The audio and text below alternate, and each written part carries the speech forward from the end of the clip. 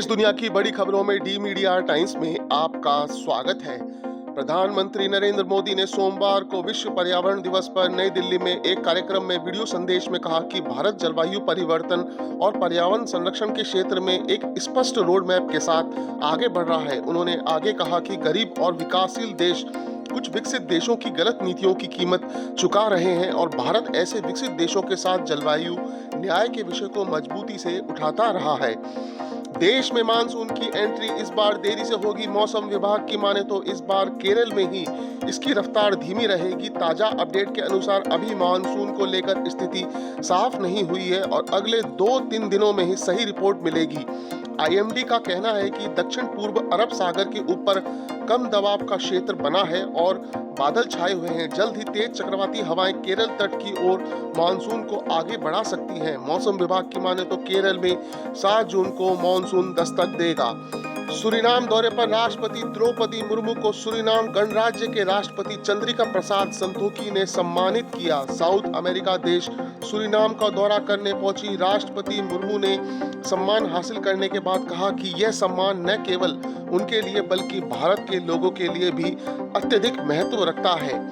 रक्षा मंत्री राजनाथ सिंह ने सोमवार को नई दिल्ली में अमेरिका के रक्षा मंत्री लॉयड ऑस्टिन से द्विपक्षीय वार्ता की। दोनों रक्षा मंत्रियों ने भारत अमेरिका रक्षा संबंधों के विभिन्न पहलुओं और हिंद प्रशांत सहित क्षेत्रीय सुरक्षा परिदृश्य पर ध्यान केंद्रित करते हुए व्यापक चर्चा की। राजस्थान के मुख्यमंत्री अशोक गहलोत ने सोमवार को आयोजित प्रदेश भर में लाभार्थी उत्सव कार्यक्रम के तहत जयपुर में आरआईसी सेंटर में Indira Gandhi gas cylinder subsidy योजना के तहत लाभार्थियों के खातों में सब्सिडी जारी करते हुए कहा कि राजस्थान में महिलाओं को जल्द ही फ्री स्मार्टफोन मिलेगा। 40 लाख के लॉट में ये मोबाइल दिए जाएंगे। चिप के कारण ही फ्री मोबाइल देने में देरी हो रही है। गहलोत ने कहा कि जल्द ही महिलाओं को 3 वर्ष की इंटरनेट कनेक्टिविटी के साथ स्मार्टफोन उपलब्ध करवाने की शुरुआत होगी।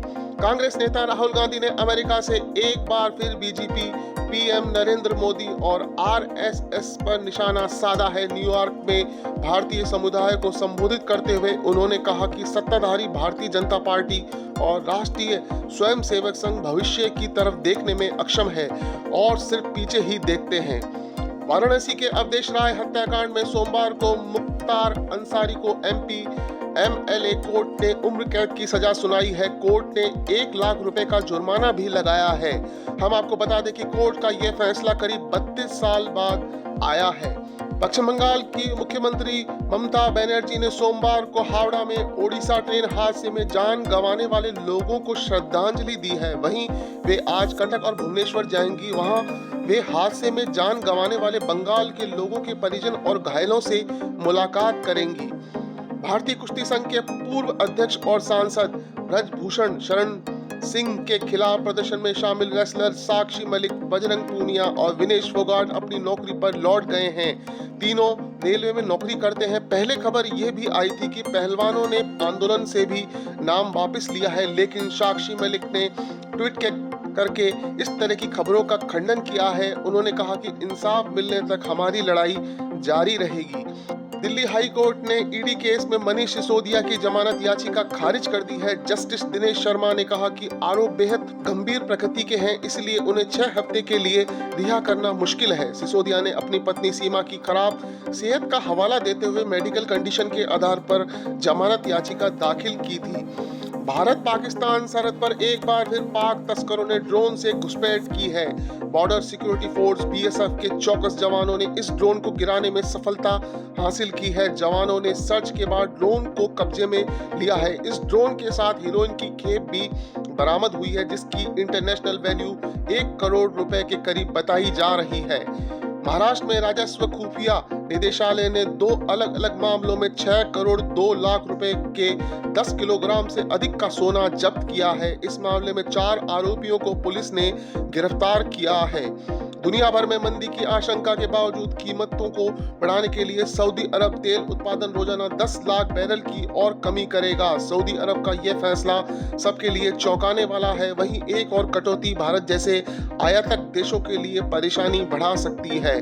पाकिस्तान की जेल से रिहा हुए 200 भारतीय मछुआरे सोमवार को पंजाब से एक स्पेशल ट्रेन से गुजरात के वडोदरा पहुंच गए हैं। गुजरात के मत्स्य विभाग के एक अधिकारी ने बताया कि 200 मछुआरों में से 171 गुजरात के हैं और अन्य महाराष्ट्र, उत्तर प्रदेश और बिहार के हैं।